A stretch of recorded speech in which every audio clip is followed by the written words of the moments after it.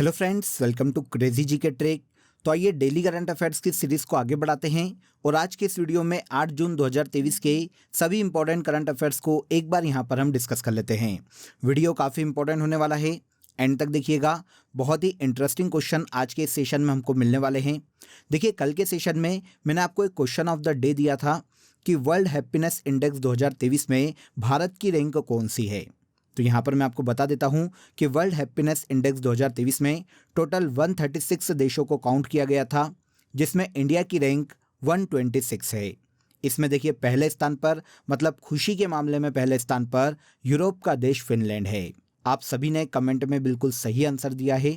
तो चलिए 8 जून 2023 के सभी इंपॉर्टेंट करंट अफेयर्स को यहाँ पर हम देख लेते हैं। अगर आपको पीडीएफ डाउनलोड करना है तो आप क्रेजी जी के ट्रिक के टेलीग्राम से या फिर क्रेजी जी के ट्रिक के एप्लीकेशन पर जाकर इसकी पीडीएफ को फ्री ऑफ कॉस्ट कलेक्ट कर सकते हैं, वहां से इसे डाउनलोड कर सकते हैं। पहला क्वेश्चन देखिए, बहुत ही इंपॉर्टेंट क्वेश्चन है। पूरी मेडल टेली यहाँ पर मैं आपको बताऊंगा, इसे याद रखिएगा। देखिए, 2023 एशियन अंडर 20 एथलेटिक्स चैंपियनशिप में भारत ने कुल कितने पदक जीते हैं। तो देखिए, नाम से आपको ये तो समझ में आ जाएगा कि ये अंडर 20 एथलेटिक्स प्रतियोगिता है, जिसका आयोजन देखिए हाल ही में 2023 में साउथ कोरिया के येचोओन में 4 से 7 जून तक किया गया है। इस चैंपियनशिप में भारत ने टोटल 19 मेडल अपने नाम किए हैं और मेडल टेली में भारत इस चैंपियनशिप में तीसरे स्थान पर रहा है। देखिए, यहाँ पर मैं आपको सबसे पहले रैंकिंग बता देता हूँ, सभी कंट्रीज़ की मेडल टेली बता देता हूँ। यहाँ पर देखिए, टॉप 3 आप याद रखिए, आपका काम हो जाएगा। देखिए, इस चैंपियनशिप में मेडल टेली में पहले स्थान पर जापान है, जिसने 14 गोल्ड मेडल के साथ टोटल 23 मेडल अपने नाम किए हैं। 14 गोल्ड, 4 सिल्वर और 5 ब्रॉन्ज मेडल जापान ने टोटल अपने नाम किए हैं। सेकेंड स्थान पर देखिए, इस टेली में चाइना का नाम है, जिसने टोटल 19 मेडल अपने नाम किए हैं। इसमें से देखिए 11 गोल्ड चाइना ने जीते हैं।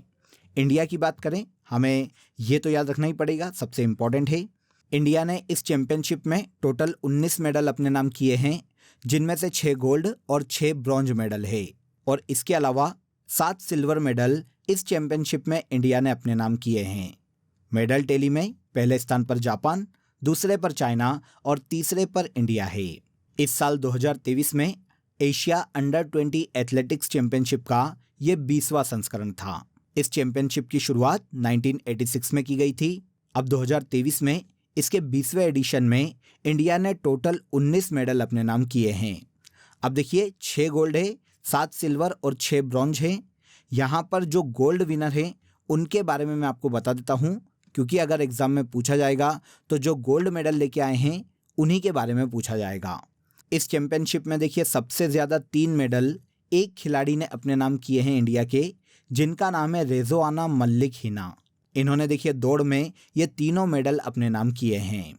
6 गोल्ड में से देखिए रेजोना मल्लिक हिना ने 2 गोल्ड जीते हैं और 1 ब्रॉन्ज मेडल जीता है। वेरी वेरी इंपॉर्टेंट, याद रखिएगा।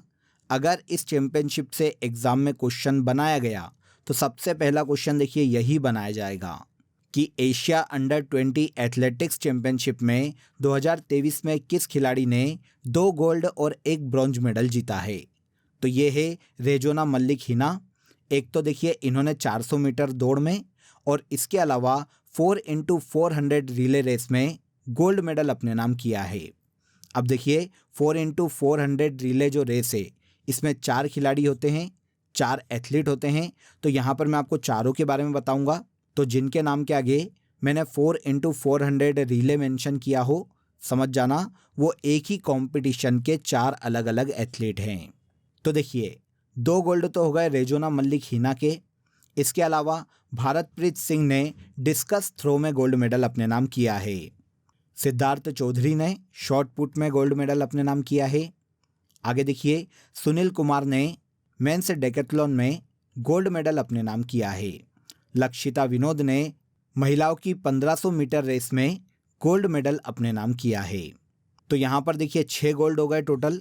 अब देखिए, रेजोना मल्लिक हिना के साथ 4x400 रिले रेस में जो अन्य 3 एथलीट थे, उनकी अगर हम बात करें तो अनुष्का दत्तात्रेय, रिया नितिन और कानिस्ता टीना।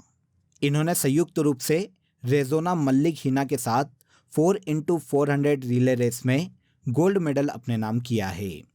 ओके, तो देखिए एशियन अंडर 20 एथलेटिक्स चैंपियनशिप से जितने भी क्वेश्चन बन सकते हैं, एक एक फैक्ट यहाँ पर मैं आपको बता चुका हूँ। सबसे इम्पोर्टेंट यहाँ पर ये याद रखिएगा कि मेडल टेली में इंडिया तीसरे स्थान पर है और इंडिया ने इस चैंपियनशिप में टोटल 19 मेडल अपने नाम किए हैं। आई होप सारी इन्फॉर्मेशन आपने यहाँ पर कलेक्ट कर ली होगी। नेक्स्ट क्वेश्चन पर आते हैं। सेकेंड देखिए, वर्ल्ड फूड सेफ्टी डे 2023 की थीम क्या है? तो देखिए सबसे पहले वर्ल्ड फूड सेफ्टी डे की अगर हम बात करें कि इसे कब मनाया जाता है, तो हर साल ये जो डे है 7 जून को मनाया जाता है। 2023 में देखिए फूड स्टैंडर्ड सेव्स लाइव्स, ये वर्ल्ड फूड सेफ्टी डे की थीम है। आंसर ए हो जाएगा। अब अगर हम बात करें कि इस डे को देखिए कब से मनाया जा रहा है, तो 2018 में यूनाइटेड नेशन जनरल असेंबली ने फूड सेफ्टी डे मनाए जाने की घोषणा की थी और इस घोषणा के बाद अगले साल 7 जून से इस डे को मनाया जाना शुरू किया गया था। मतलब सबसे पहली बार वर्ल्ड फूड सेफ्टी डे 7 जून 2019 को मनाया गया था। इसके उद्देश्य की बात करें तो देखिए बेहतर स्वास्थ्य प्रदान करने और खाद्य जनित बीमारियों को रोकने के लिए खाद्य प्रणालियों में बदलाव करना इस डे को मनाए जाने का मुख्य उद्देश्य है। इसके प्रति जागरूकता लाना इस डे को मनाए जाने का मुख्य उद्देश्य है। तो हर साल 7 जून को वर्ल्ड फूड सेफ्टी डे के रूप में मनाया जाता है। फूड स्टैंडर्ड सेव्स लाइव्स, ये 2023 में वर्ल्ड फूड सेफ्टी डे की थीम है। आगे आ जाइए। अजय टू योगी आदित्यनाथ नामक पुस्तक किसके द्वारा लिखी गई है? तो देखिए योगी आदित्यनाथ जो कि उत्तर प्रदेश के सीएम हैं, इनका प्रारंभिक नाम या फिर जन्म का नाम अजय बिष्ट है। इसी के आधार पर इस बुक को नाम दिया गया है अजय टू योगी आदित्यनाथ। ये जो पुस्तक है ये शांतनु गुप्ता के द्वारा लिखी गई है। अब देखिए इस बुक में किसकी बात की गई है, तो ये यूपी के सीएम योगी आदित्यनाथ के जीवन पर आधारित है, उनके संघर्षों पर आधारित है कि किस तरह वो एक सामान्य परिवार से निकलकर एक सबसे बड़े राज्य के या सबसे बड़ी जनसंख्या वाले राज्य के एक दिन मुख्यमंत्री बनते हैं। उनकी इसी यात्रा को इस बुक में बताया गया है। तो बुक किसके द्वारा लिखी गई है, तो ये शांतनु गुप्ता के द्वारा लिखी गई है। अब इस बुक के अलावा देखिए अगर हम अदर्स कुछ बुक देखें जो कि हाल ही में सुर्खियों में रही है, तो देखिए रिफ्लेक्शंस श्री नारायण वागुल के द्वारा लिखित पुस्तक है। Smoke and ashes Amitabh Ghosh की पुस्तक है। War and woman doctor M A. Hasan की पुस्तक है। Bipin the man behind the uniform Rachna Rawat की पुस्तक है। और इसके अलावा made in India 75 year of business and enterprises Amitabh Kant के द्वारा लिखी गई पुस्तक है। यहाँ पर अजय टू योगी आदित्यनाथ को भी याद रखिएगा, ये बुक शांतनु गुप्ता के द्वारा लिखी गई है। हाल ही में चर्चा में रहा चक्रवात बिपरजॉय का संबंध किस सागर से है? तो देखिए हाल ही में फ्रेंड्स अरब सागर की ओर एक चक्रवात बढ़ रहा है जिसका नाम है बिपरजॉय। तो देखिए यहाँ पर संबंध पूछा गया है, मतलब कि बिपरजॉय चक्रवात किस सागर में आया है? तो याद रखिएगा ये अरब सागर में आया है। हाल ही में भारतीय मौसम विभाग के द्वारा इस चक्रवाती तूफान के लिए एक अलर्ट जारी किया गया है। मौसम विभाग का कहना है कि ये चक्रवात बहुत ही जल्द भारत के पश्चिमी तट से टकराने वाला है। अब देखिए इस तूफान का नाम आपको थोड़ा सा अजीब लग रहा होगा, तो ये एक बंगाली भाषा का शब्द है। इसका हिंदी में मतलब होता है आपदा। इस तूफान का नामकरण बांग्लादेश के द्वारा किया गया है क्योंकि ये भारत के पश्चिमी तट पर टकराने वाला है। इसीलिए देखिए इस तूफान को लेकर मुंबई, गोवा, कर्नाटक, केरल और गुजरात जो कि भारत के पश्चिम तटीय राज्य हैं, यहाँ पर अलर्ट जारी किया गया है। चक्रवात का नाम याद रखिएगा, चक्रवात बिपरजॉय अरब सागर में आया हुआ एक चक्रवाती तूफान है। नेक्स्ट देखिए, वर्ल्ड बैंक ने फाइनेंशियल ईयर 2024 के लिए भारत की जीडीपी वृद्धि दर कितने प्रतिशत रहने का अनुमान जताया है? तो वर्ल्ड बैंक ने देखिए हाल ही में अपनी एक रिपोर्ट जारी की है और इस रिपोर्ट के अनुसार फाइनेंशियल ईयर 2024 में भारत की जीडीपी वृद्धि दर 6.3% रहने का वर्ल्ड बैंक के द्वारा अनुमान लगाया गया है। अपने पिछले अनुमान से इसने भारत की जीडीपी ग्रोथ को घटा दिया है। इसी साल की शुरुआत में देखिए जनवरी 2023 में इसने भारत की जीडीपी वृद्धि दर 6.6% रहने का अनुमान जताया था, जिसमें देखिए अब वर्ल्ड बैंक ने 0.3% की कटौती की है। इसके अलावा वर्ल्ड बैंक ने फाइनेंशियल ईयर 2025 के लिए भारत की जीडीपी ग्रोथ 6.4% रहने का अनुमान जताया है और 2026 के लिए 6.5% रहने का अनुमान लगाया है। तो तीनों फाइनेंशियल ईयर को आप यहाँ पर याद रखिए, फाइनेंशियल ईयर 2024, 2025 और 2026। 2024 के लिए वर्ल्ड बैंक का जो लेटेस्ट अनुमान आया है, इसमें इसने भारत की जीडीपी ग्रोथ को 0.3% तक कम कर दिया है। और अब ये कितनी रहने वाली है, तो वर्ल्ड बैंक के अकॉर्डिंग अब ये 6.3% तक रहने वाली है। अब देखिए आपके दिमाग में क्वेश्चन आएगा कि सर जीडीपी क्या होती है। तो देखिए मैं आपको सरल शब्दों में समझाता हूँ। किसी भी एक वित्त वर्ष में किसी देश की भौगोलिक सीमाओं में उत्पादित वस्तुओं और सेवाओं का अंतिम मौद्रिक मूल्य ही उस देश की जीडीपी कहलाता है। जीडीपी देखिए नॉर्मली किसी भी देश के आर्थिक स्वास्थ्य को दिखाने का एक तरीका है। 2024 के लिए वर्ल्ड बैंक ने भारत की जीडीपी 6.3% तक रहने का अनुमान लगाया है। अब देखिए वर्ल्ड बैंक की बात करें तो वर्ल्ड बैंक की स्थापना 7 जुलाई 1944 में ब्रेटन वुड्स सम्मेलन में की गई थी। इसका मुख्यालय वॉशिंगटन डीसी में है और अजय बंगा वर्तमान में वर्ल्ड बैंक के अध्यक्ष हैं। इसे भी कलेक्ट कीजिएगा, इंपॉर्टेंट न्यूज़ है। आगे आ जाते हैं। अभ्यास एकता भारत और किस देश के मध्य आयोजित किया जा रहा है। तो देखिए ये एक अभ्यास है जो कि सेना के मध्य में आयोजित किया जाता है। इसका नाम है एकता। इसका आयोजन देखिए भारत और मालदीव की सेना के मध्य में किया जा रहा है। तो आंसर डी हो जाएगा। इस साल देखिए 2023 में 5 जून से लेकर 3 जुलाई तक इसका आयोजन मालदीव में किया जा रहा है, जो कि इस युद्धाभ्यास का 6वां संस्करण है। इस युद्धाभ्यास में देखिए कौन कौन शामिल हुए, तो भारतीय सेना के गोताखोर और समुद्री कमांडो के अलावा मालदीव राष्ट्रीय रक्षा बल भी इस युद्धाभ्यास में शामिल हुआ है। डाइविंग और स्पेशल ऑपरेशंस के दौरान दोनों देशों के मध्य में सहयोग को बढ़ाना इस युद्धाभ्यास को आयोजित किए जाने का मुख्य उद्देश्य है। इसके अलावा देखिए एक और युद्धाभ्यास को याद रखिएगा, एक्वेरिन युद्धाभ्यास भी भारत और मालदीव के मध्य ही आयोजित किया जाता है। तो एक्वेरिन युद्धाभ्यास और एकता युद्धाभ्यास दोनों भारत और मालदीव की सेना के मध्य में आयोजित किए जाते हैं। वैसे देखिए मैं आपको पहले भी काफ़ी बार बता चुका हूं, लेकिन एक बार फिर से मैं आपको कुछ मिलिट्री एक्सरसाइज यहां पर बता देता हूं जो कि हाल ही में आयोजित की गई है। देखिए कोप इंडिया 2023 भारत और अमेरिका के मध्य में अप्रैल 2023 में पश्चिम बंगाल में आयोजित की गई। सिलनेक्स 2023 भारत और श्रीलंका के मध्य में आयोजित की जाती है। कोकण 2023 भारत और ब्रिटिश रॉयल नेवी के मध्य में आयोजित की जाती है। 2023 में इसका आयोजन कोकण तट अरब सागर में किया गया है।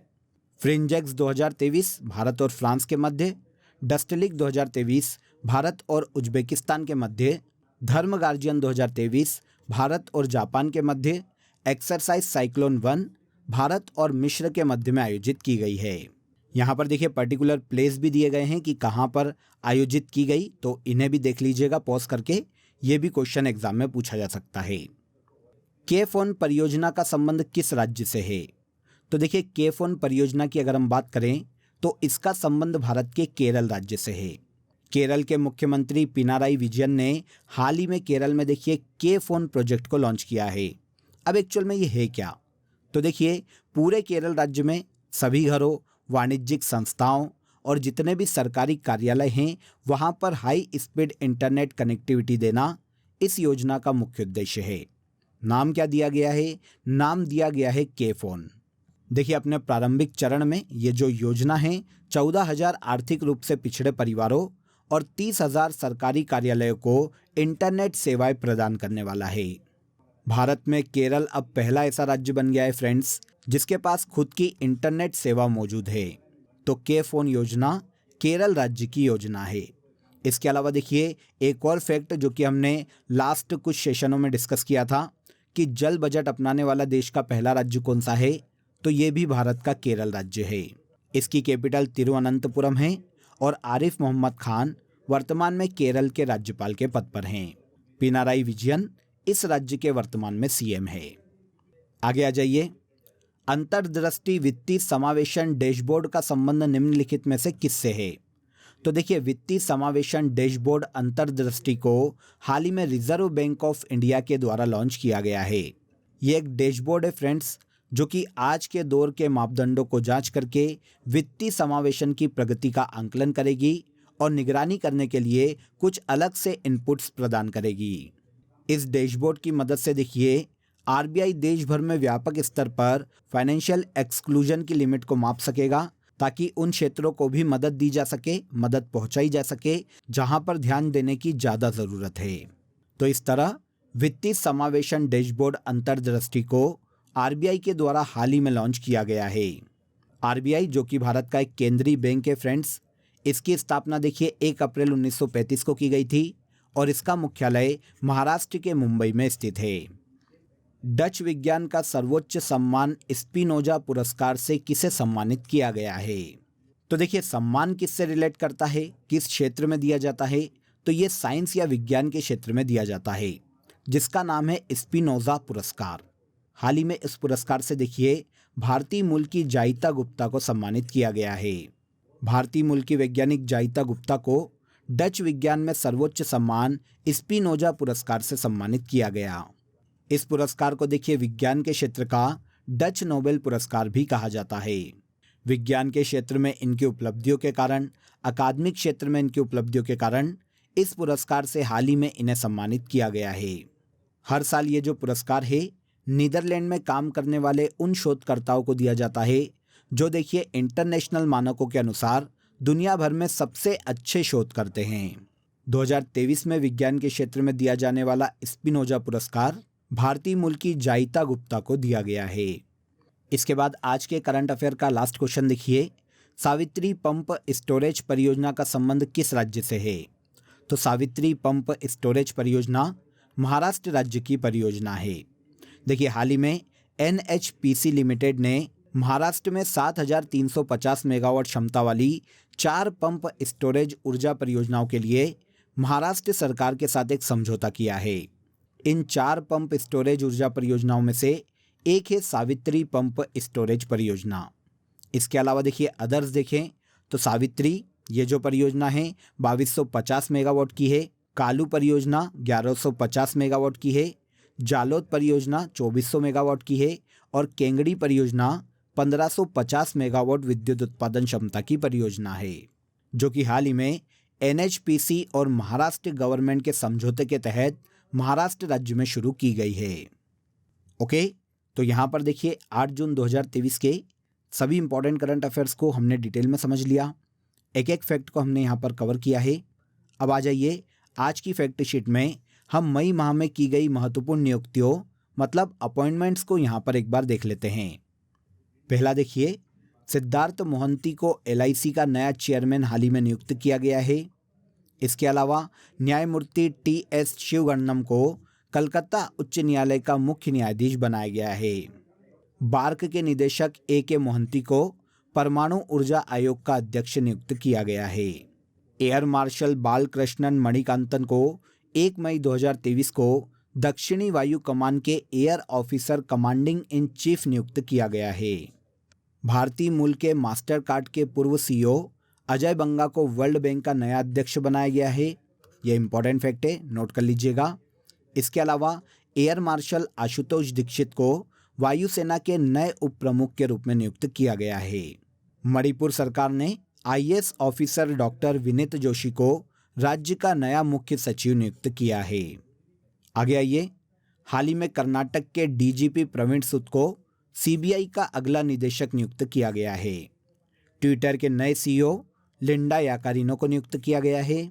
और लास्ट देखिए, पंजाब केडर के आईएएस अधिकारी रवनीत कौर को भारतीय प्रतिस्पर्धा आयोग का अध्यक्ष बनाया गया है। तो ये कुछ ऐसे अपॉइंटमेंट है फ्रेंड्स जो कि मई माह में हमें देखने को मिले हैं। अब आ जाइए लास्ट डे मतलब 7 जून के करंट अफेयर्स को हम एक बार यहाँ पर रिवाइज कर लेते हैं। सबसे पहला देखिए, सूरीनाम का सर्वोच्च नागरिक सम्मान grand order of the yellow star से भारत की प्रेसिडेंट द्रौपदी मुर्मू को सम्मानित किया गया है। हाल ही में चर्चा में रहा हेलमंद नदी विवाद अफगानिस्तान और ईरान के मध्य में है। हाल ही में चर्चा में रहा नोवा खकोवका बांध यूक्रेन में स्थित है, जो कि रूसी सेना के हमले में हाल ही में टूट गया है। आगे आ जाइए, विश्व पर्यावरण दिवस के मौके पर अमृत धरोहर योजना की शुरुआत की गई। अमृत धरोहर योजना का संबंध आर्द्र भूमि संरक्षण से है। बहुपक्षीय नौसेना अभ्यास कोमोडो में भारतीय युद्धपोत INS सतपुड़ा ने भाग लिया है। हाल ही में भारत की पहली इंटरनेशनल क्रूज सर्विस भारत और श्रीलंका के मध्य में शुरू की गई है। आगे आइए, communication zone mechanical transport battalion की कमान संभालने वाली पहली भारतीय महिला कर्नल सुचिता शेखर बन गई है। हाल ही में चर्चा में रही अनुप्रिया यादव का संबंध शतरंज से है। हाल ही में अंतर्राष्ट्रीय साहित्य सेतु सम्मान 2023 से हेमलता शर्मा को सम्मानित किया गया है, जो कि मध्य प्रदेश की साहित्यकार है। इसके बाद लास्ट देखिए, हाल ही में किस मंत्रालय द्वारा सस्टेनेबिलिटी रिपोर्ट को जारी किया गया है? तो सस्टेनेबिलिटी रिपोर्ट को भारतीय राष्ट्रीय राजमार्ग प्राधिकरण के द्वारा, मतलब national highway authority of India के द्वारा हाल ही में जारी किया गया है। तो यहाँ पर देखिए, लास्ट डे के सभी करंट अफेयर को हमने एक नज़र में डिस्कस कर लिया। अब आ जाइए, आज के लिए आपका क्वेश्चन ऑफ द डे है कि सूडान में फंसे भारतीयों की सुरक्षित वापसी के लिए भारत सरकार द्वारा कौन सा ऑपरेशन चलाया गया? तो बहुत ही इंपॉर्टेंट क्वेश्चन है। भारत के देखिए जितने भी ऑपरेशंस हाल ही में चलाए गए हैं उन सभी को याद रखिएगा, क्योंकि लगातार वहाँ से एग्जाम में क्वेश्चन हमको देखने को मिल रहे हैं। तो यहाँ पर इस क्वेश्चन का आंसर आपको कमेंट में देना है कि सूडान में अभी जो गृह युद्ध हुआ था उसमें जो भारतीय सूडान में फंस गए थे उन्हें भारत वापस लाने के लिए इंडियन गवर्नमेंट के द्वारा कौन सा ऑपरेशन चलाया गया था। आई होप वीडियो पसंद आया होगा। वीडियो अच्छा लगा हो तो वीडियो को लाइक और शेयर कर दीजिए, चैनल को सब्सक्राइब कर लीजिए। कल फिर मुलाकात करेंगे नेक्स्ट डे के करंट अफेयर में। तब तक अपना ख्याल रखिए। जय हिंद, जय भारत।